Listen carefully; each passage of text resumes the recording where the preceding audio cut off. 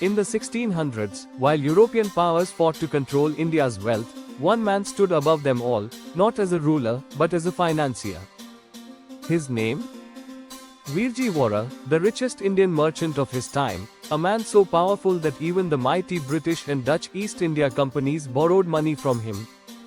But how did he rise to such immense wealth? And why did his fortune suddenly disappear? This is the untold story of Virji Vora, the man who played the British at their own game. To understand Virji Vora's power, we need to travel back to 17th century India. At the time, Surat, a thriving port city in Gujarat, was the beating heart of global trade. Spices, silk, diamonds, and gold flowed through its markets, making it one of the wealthiest cities in the world. Born into a wealthy trading family, Virji Vora quickly mastered the art of commerce.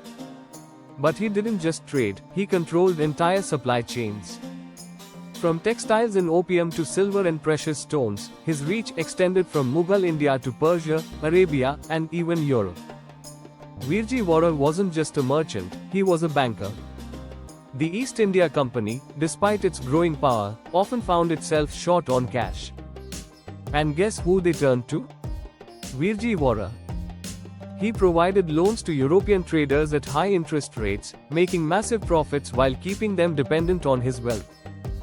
In fact, British records mention that at one point, Virji Vora's wealth was estimated to be greater than the entire treasury of the East India Company.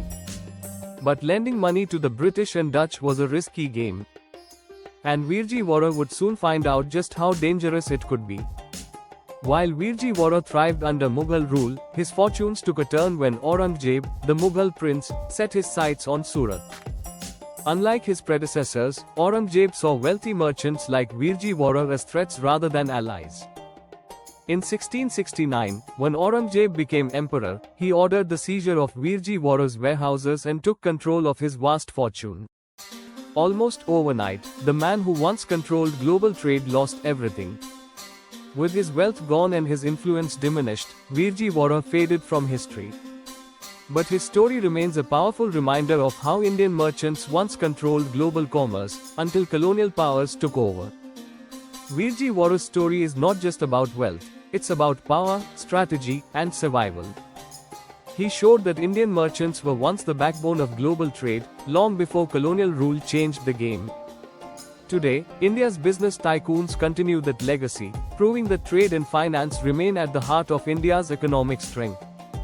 So, what do you think? Could a merchant like Virji Vora exist today? Let us know in the comments below.